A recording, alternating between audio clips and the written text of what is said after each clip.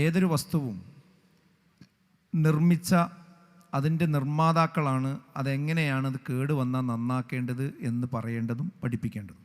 അതൊരു സാമാന്യ യുക്തിയാണ്. നമ്മളിപ്പോൾ ഈ പെരിന്തൽമണ്ണ അങ്ങാടിയിലുള്ള ഏതൊരു കടയിൽ കയറിയാലും വ്യത്യസ്തങ്ങളായ വീട്ടുപകരണങ്ങളും മറ്റു സാധനങ്ങളും നമുക്ക് ലഭിക്കും.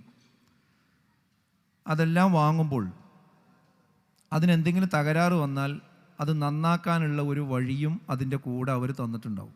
ഒരു പുസ്തകം തരും, ഒരു കാറ്റലോഗ് തരും. ആ കാറ്റലോഗിൽ പറഞ്ഞത് പ്രകാരമാണ് ആ വസ്തുക്കൾ, ആ സാധനങ്ങൾ നന്നാക്കേണ്ടത്. ഇതൊരു ലളിത യുക്തിയാണ്. എന്നാൽ ഇവിടെ കുഴപ്പം സാധനങ്ങൾക്കല്ല, ഈ സാധനങ്ങളൊക്കെ നിർമ്മിക്കുന്ന മനുഷ്യർക്കാണ്.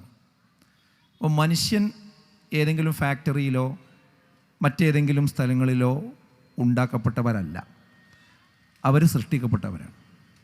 ആ മനുഷ്യൻ്റെ സൃഷ്ടാവ് എന്ന് പറയുന്നത് നേരത്തെ ഇവിടെ ബഹുമാനായ പറപ്പൂർ മൗലവി സൂചിപ്പിച്ചതുപോലെ റബ്ബുൽ ആലമീനാണ്. ഈ പ്രപഞ്ചത്തിൻ്റെ സൃഷ്ടാവാണ്, അള്ളാഹുവാണ്. ആ അള്ളാഹു മനുഷ്യരെ ഭൂമുഖത്തേക്ക് സൃഷ്ടിച്ചയക്കുകയും അവരിലേക്ക് പ്രവാചകന്മാരയക്കുകയും ചെയ്ത സന്ദർഭത്തിൽ തന്നെ അവർക്കുള്ള കാറ്റലോഗും അയച്ചു തന്നിട്ടുണ്ട്. ആ കാറ്റലോഗിൻ്റെ അവസാനത്തെ പതിപ്പാണ് വിശുദ്ധ ഖുർആൻ എന്ന് പറയുന്നത്. മുഹമ്മദ് നബി സല്ലല്ലാഹു അലൈഹി വസല്ലമയിലൂടെയാണ് അത് അവതീർണമായിട്ടുള്ളത്. അതുകൊണ്ട് ഇനി മനുഷ്യൻ നന്നാകാൻ അതിനുള്ള പരിഹാരം വേറെ തേടി പോകേണ്ടതില്ല. ആ ഒരു വിശുദ്ധ ഖുർആനിലേക്ക് മനുഷ്യൻ മടങ്ങലാണ് പരിഹാരം.